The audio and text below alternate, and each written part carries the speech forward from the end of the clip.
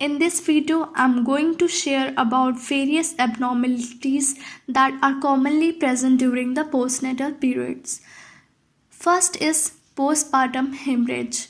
So in PPH, there will be loss of blood during the pregnancy, and it will be more than 500 ml in normal, 1000 ml in cesarean section, and 1500 ml in cesarean hysterectomy. So PPH consists of two types, that is primary and secondary. So the hemorrhage occurs beyond the 24 hours and within the puerperium, and it is called as delayed or late puerperal. So the next is puerperal pyrexia. As we know, pyrexia means there is fever. So in this condition, there will be increase in temperature of the mother's body, and it will increase by 100.4 degree Fahrenheit. So it can be more than that also, and it is known as puerperal pyrexia. Next is puerperal sepsis. Sepsis word comes from infection. So obviously there will be infection of the genital tract which occurs as a complication of delivery.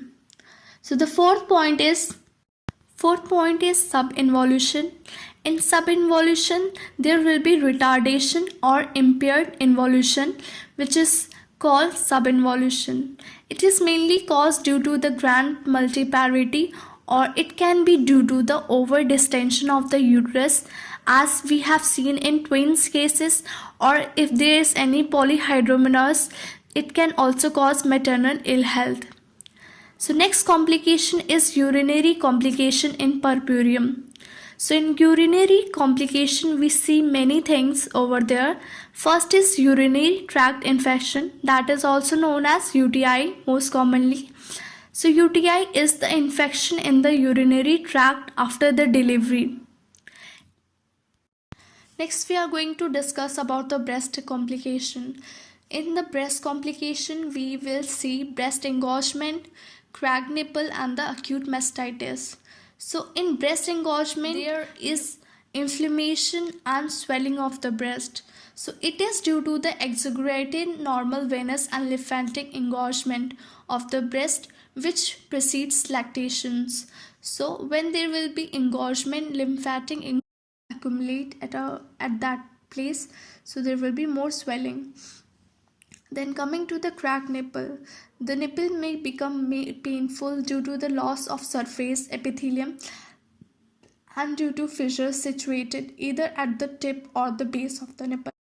There will be inflammation of the breast due to the infection, or the baby may bite, or due to some injury, so there will be mastitis, and the source of the organism is the infant's nose and the throat. So these microorganisms can be transferred to the breast through the infant. After the breast complication, now we are going to discuss about the puerperal venous thrombosis and the pulmonary embolism. So the thrombosis of the legs and the veins and the pelvic veins is one of the common and important complication in puerperium. So next is palsies. It is a form of obstetric palsy encountered in the puerperium, is foot drop. So in this there will be damage to the nervous system. You can say that there will be foot drop, and it is usually unilateral and it appears shortly after the delivery.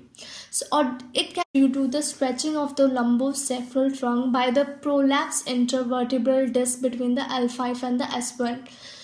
So next disorder which we are going to study is the psychiatric disorder. Psychiatric disorder we also have learned in the third year, but in this psychiatric disorder there are certain symptoms that are seen in the maternal after the delivery of the child. Postpartum depression, so it is more gradual in onset and it is over the first 4-6 months following the delivery of the abortion. You can mainly see in the very sensitive like abortion like cases, the mother have more chances if the mother is previously ill due to any psychiatric disorder, so there are high chances of risk factor that she will be going to have some psychiatric disorders.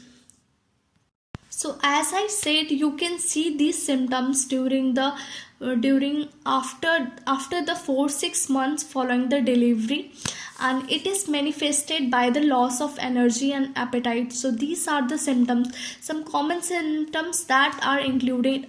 This is loss of energy, appetite, there will be insomnia, social withdrawal, and there will be more irritability, and even the patient have suicidal attitude.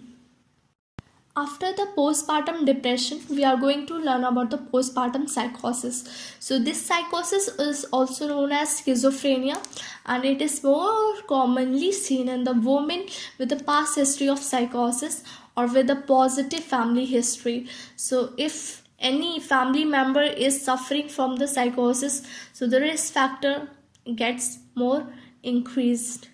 It is manifested by the fear, restlessness, confusion, and it is followed by these three classical symptoms like hallucinations, delusions, and the disorientation.